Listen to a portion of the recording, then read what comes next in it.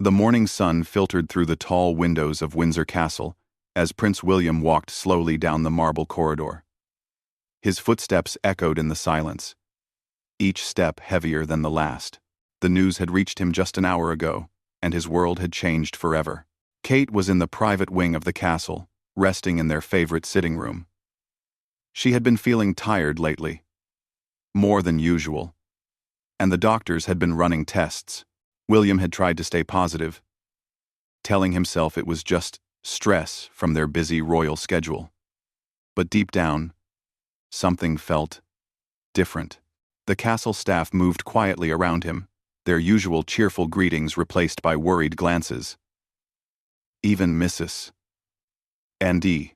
Gludong Henderson, their longtime housekeeper who always had a warm smile, looked away when she saw him coming.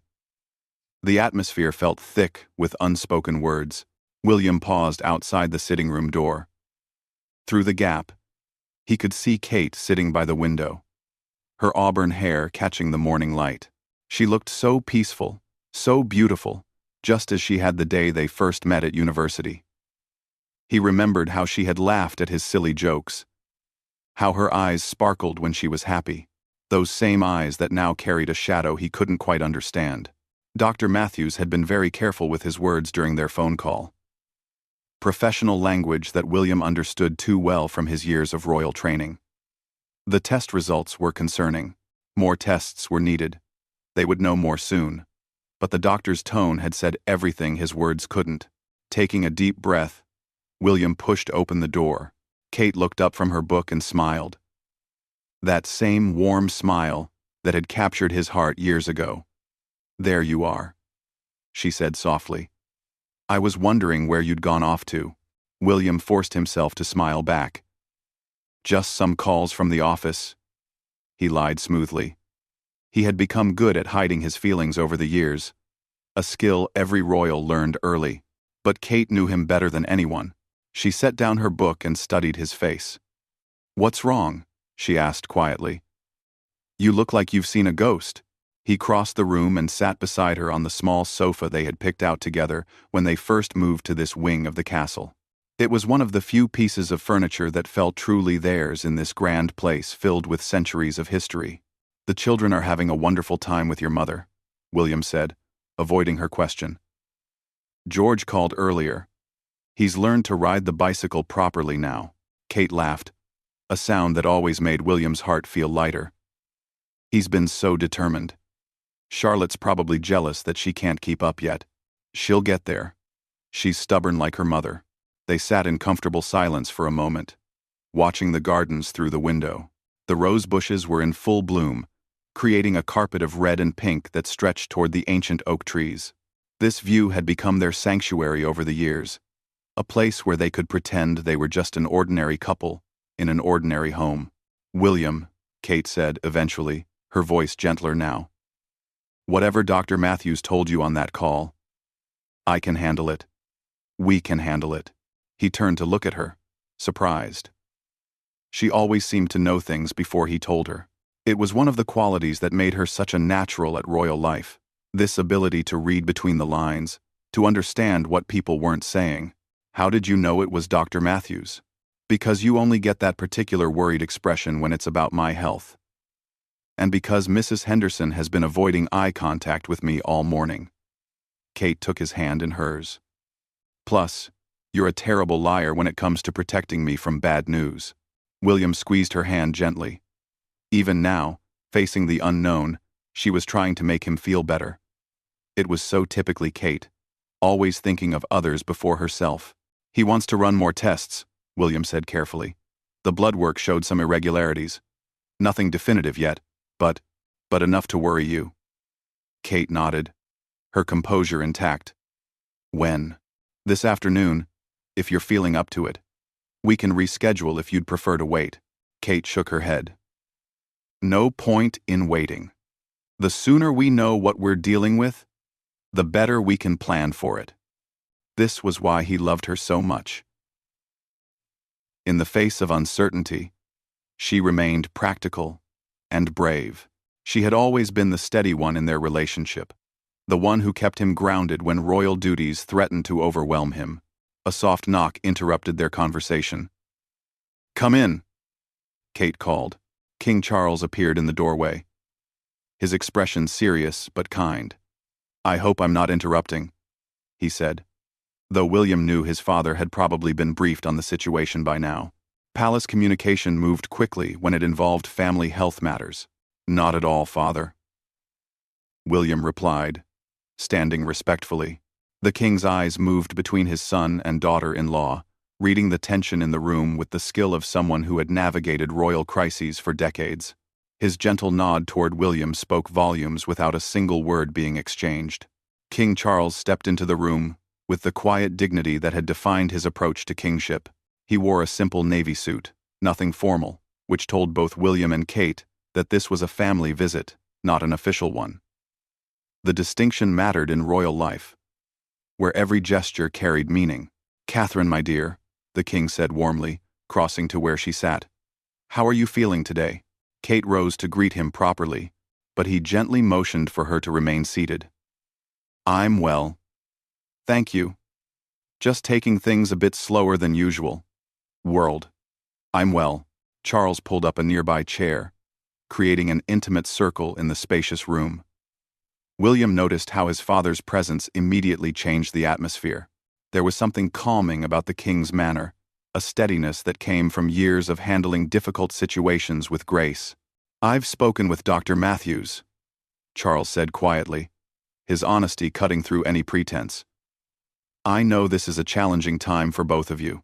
William felt his shoulders tense. Palace protocol usually meant information flowed upward, slowly, through proper channels. The fact that his father had been briefed so quickly meant the situation was being taken very seriously at the highest levels. "We're managing, father," William replied, though his voice carried more strain than he intended. Charles studied his son's face with the keen eye of someone who understood the weight of royal responsibility. "Managing isn't the same as coping, William. I learned that lesson many times over the years." Kate looked between father and son, sensing the deeper conversation happening beneath the surface. "Your Majesty, may I ask what Dr. Matthews shared with you?" The king's expression remained gentle but serious. "Only that there are concerns that need investigation. Nothing more specific than that. Medical privacy is important, even within families." This response revealed Charles's careful balance between being a concerned father-in-law and respecting boundaries. Kate appreciated his discretion, knowing that palace life could sometimes blur the lines between personal and public matters. "The children don't know anything yet," Kate said. "We thought it best to wait until we have more information." "Wise decision," Charles agreed. "George is old enough to pick up on tension, but not old enough to understand medical uncertainties." William stood and walked to the window, his hands clasped behind his back in a gesture Kate recognized as his way of processing difficult emotions.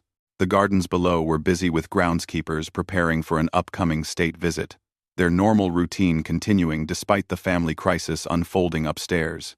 "I keep thinking about Mother," William said quietly, not turning around.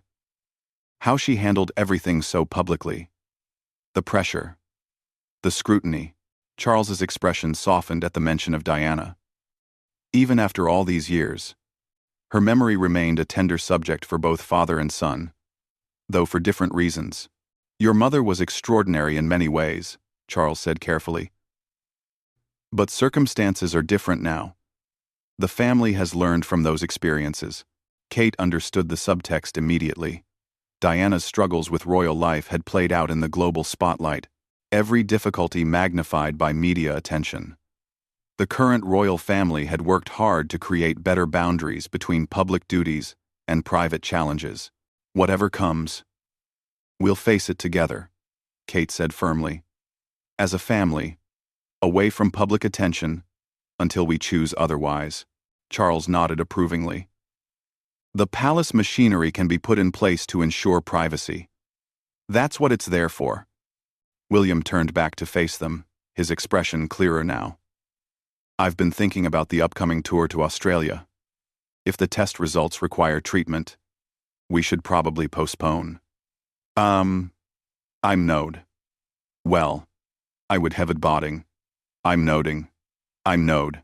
Let's not make those decisions yet, Kate interrupted gently. We don't know what we're dealing with.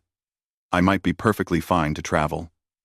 Charles watched this exchange with interest, seeing how naturally they supported each other while maintaining their individual perspectives.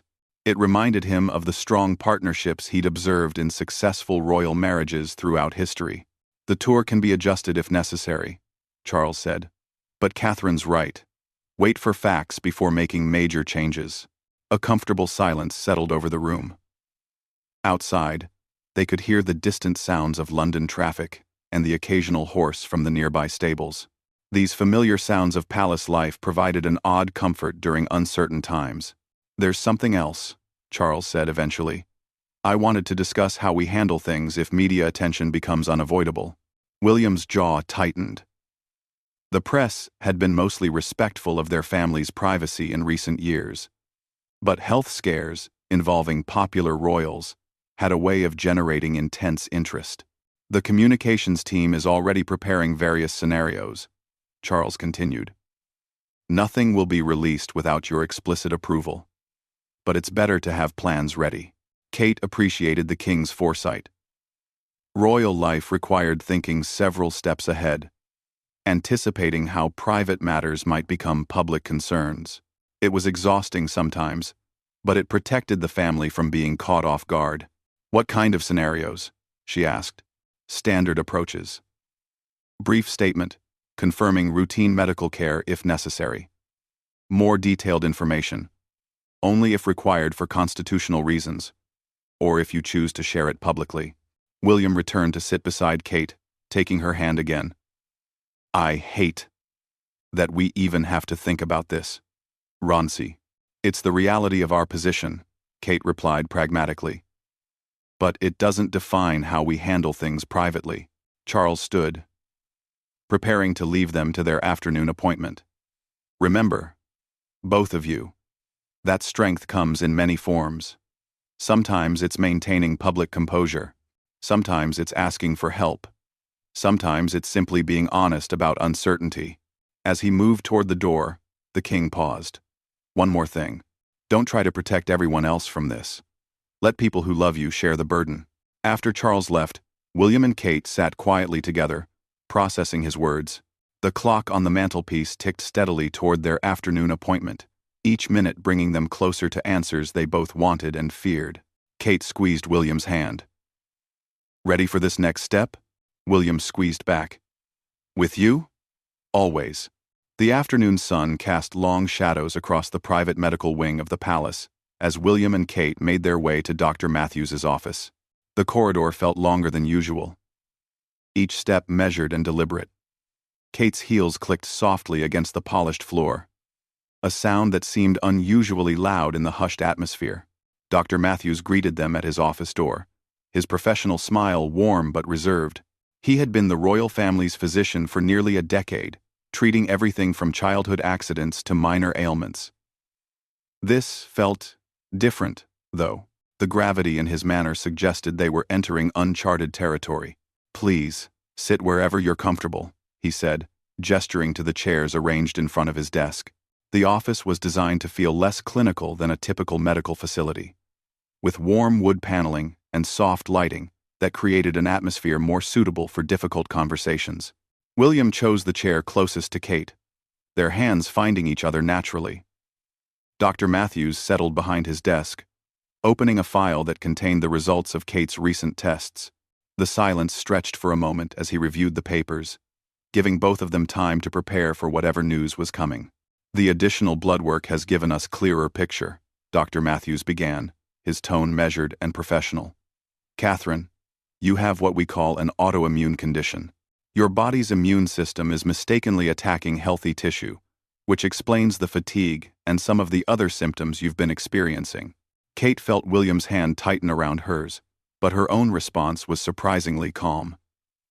After days of uncertainty, having a name for what was happening felt almost like relief. What does that mean practically? She asked. For treatment? For daily life? Dr. Matthews appreciated her direct approach.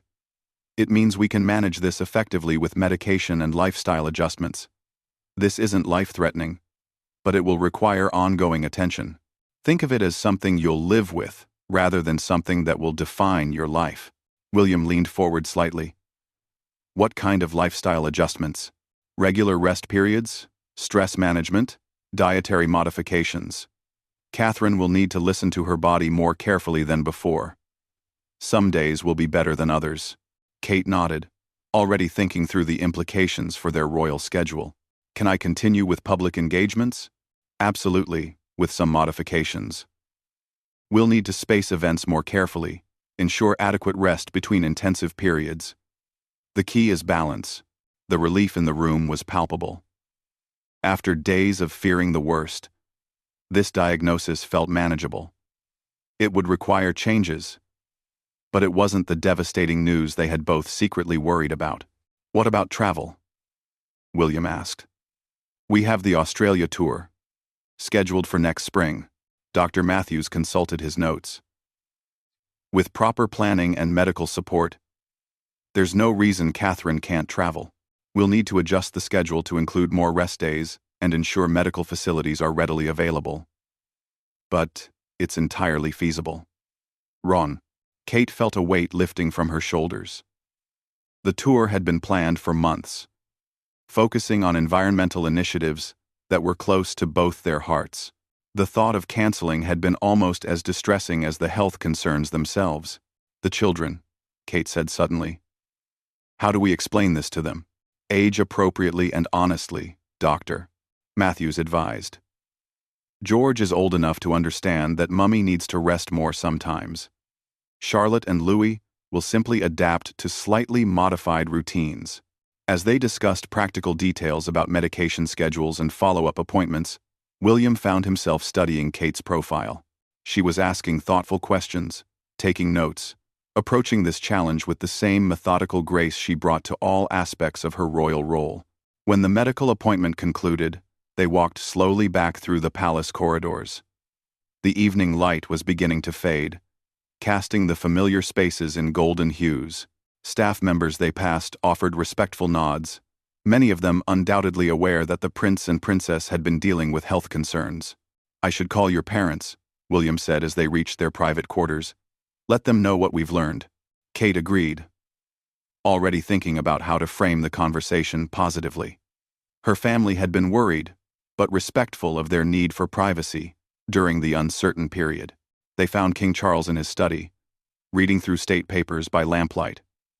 He looked up immediately when they entered, his expression questioning, but hopeful. Good news, relatively speaking, William said without preamble. Manageable condition, ongoing treatment. Life continues with modifications. Charles set down his papers and smiled genuinely for the first time in days. Thank God. And thank you both for including me in this. I know it wasn't easy. Kate approached the king's desk. Your support meant everything. Having family around us during uncertainty made all the difference. That's what family is for, Charles replied simply. Now, what can we do to help moving forward? They spent the next hour discussing practical adjustments to upcoming schedules, ways to build more flexibility into royal engagements, and how to ensure Kate's health needs were prioritized without compromising their public duties. As the evening deepened, William and Kate finally returned to their private sitting room. The same room where their day of uncertainty had begun now felt like a place of resolution and renewed hope. Kate kicked off her shoes and curled up on their sofa, William settling beside her. The familiar view of the gardens outside was now bathed in moonlight. The roses invisible in the darkness, but their presence comforting nonetheless. I keep thinking about what your father said, Kate mused. About strength, taking different forms. William turned to look at her. What do you mean? I used to think strength meant never showing vulnerability, never admitting when things were difficult. But today, being honest about fear and uncertainty, asking for help, letting people support us, that felt stronger somehow. William considered her words. The old royal model was about stoic endurance, wasn't it? Carry on regardless. Never show weakness. Maybe that worked for previous generations, but it doesn't feel right for us. For our children. Kate paused, gathering her thoughts. I want George, Charlotte, and Louis to know that it's okay to be human. As if summoned by their conversation about the children, their phone rang. It was Kate's mother, calling with updates from the children's day. They listened to stories about bicycle rides and baking projects, normal family activities that felt especially precious after the day's emotional intensity. When the call ended, they sat together in comfortable silence, processing everything that had changed and everything that remained the same. Tomorrow would bring new challenges and adjustments. But tonight, they had each other, and the certainty that whatever lay ahead could be managed together. The royal halls had indeed gone still that morning, when uncertainty filled their world. But as the day ended, those same halls resonated with renewed purpose and the quiet strength that comes from facing fears honestly and finding they are not insurmountable after all. Outside their window, the ancient castle continued its vigil over the sleeping city, as it had for centuries through countless royal dramas and triumphs. This latest chapter would be added to its long memory, another story of resilience and love, enduring through challenge and change.